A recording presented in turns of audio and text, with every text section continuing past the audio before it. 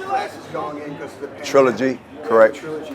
What's it like just to be part of this amazing event? All these all-time greats gathered in one place. And listen, under one umbrella, then you have, like you said, the 3 years. I mean, this is something very unusual. Hopefully that it won't be that again, but it could be history, right? History has happened once, so look, it's a great thing. You get the chance to see your rivalries, like that's not rivals now, at least I hope not. And it's just like, look, man, you got 3 classes coming under one roof of the House of the Hall of Fame, the heaven of boxing, when it comes to the heaven of us who our career's over. It's a good thing, man. It's not a good thing, it's a great thing.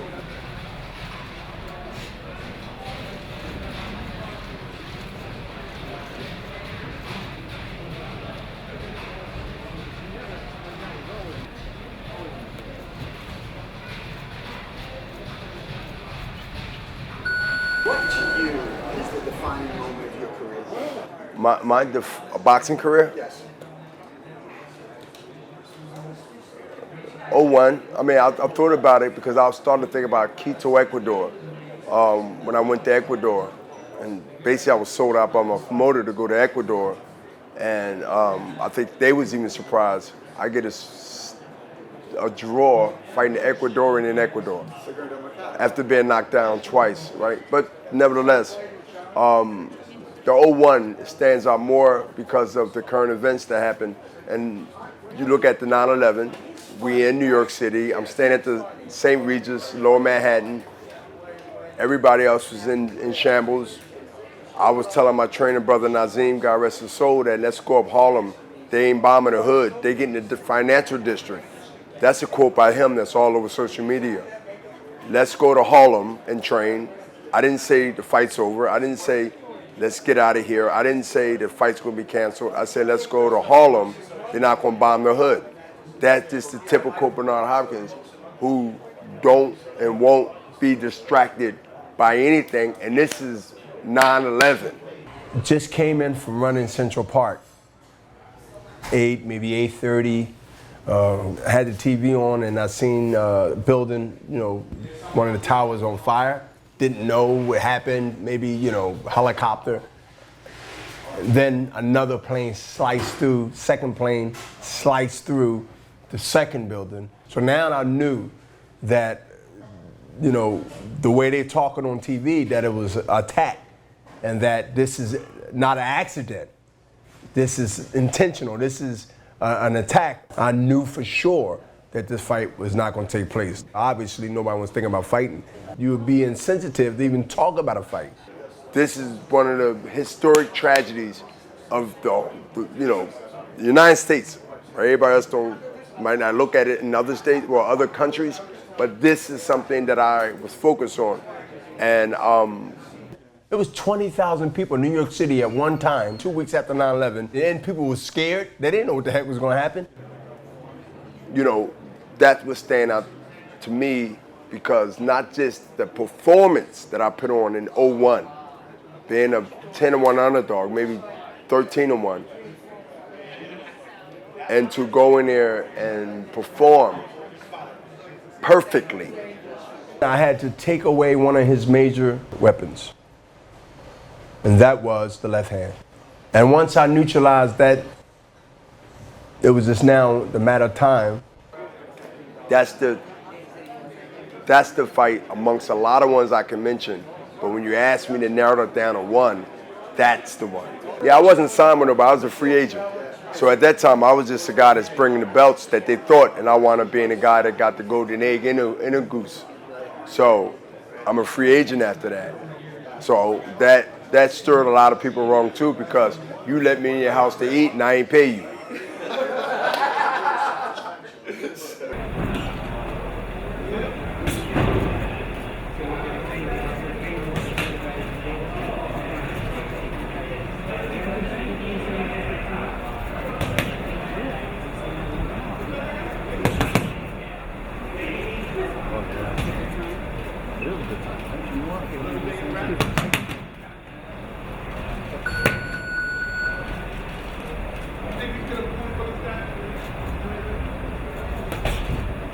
I said that the defining moment of your life. Talk about that.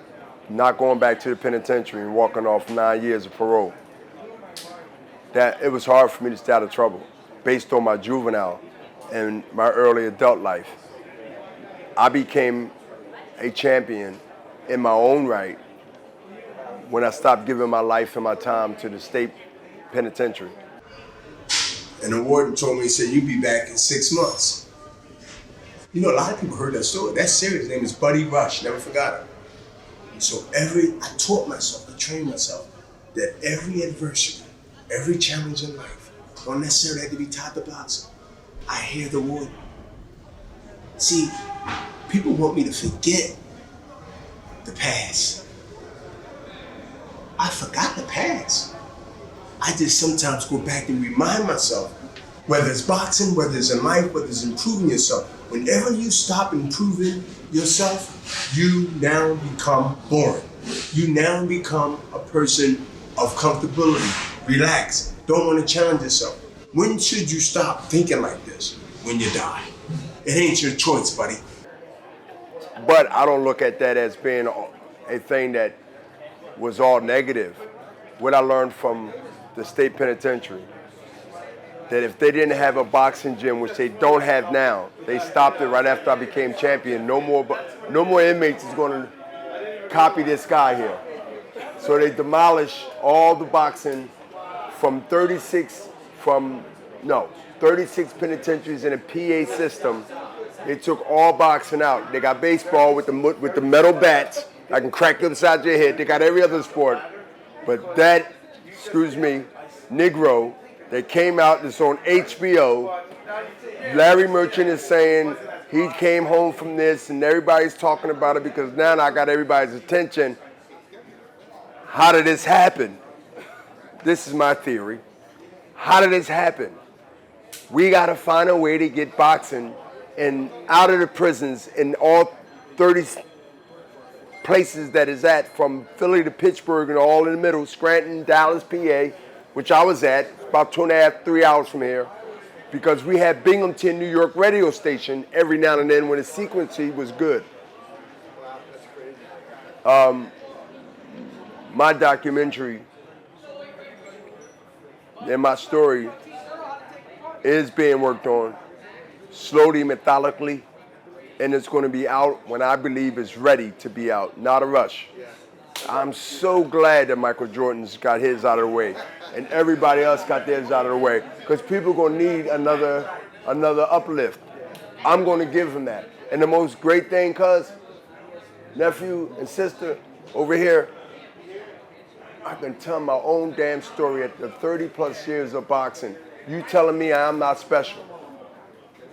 You telling me this is all a luck of fantasy. Either you love me or you're going to envy me. This ain't a boxing mind here. Boxing is what I've done, but it's not who I am.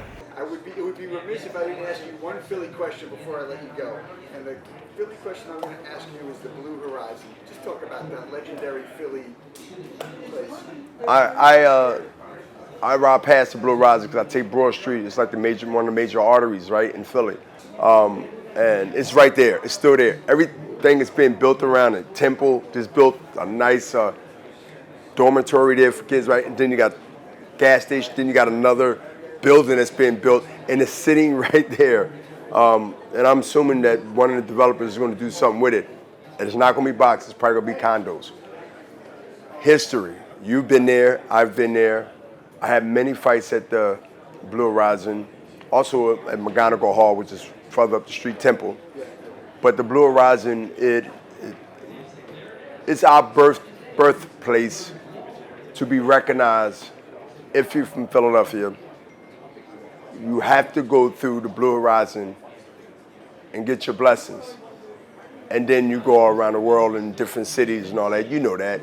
You go to the Blue Horizon, you're going to know that you're in a fight. Russell Peltz didn't play that. He didn't have mismatches too much. To his credit, and some to fault, depending on who you talk to,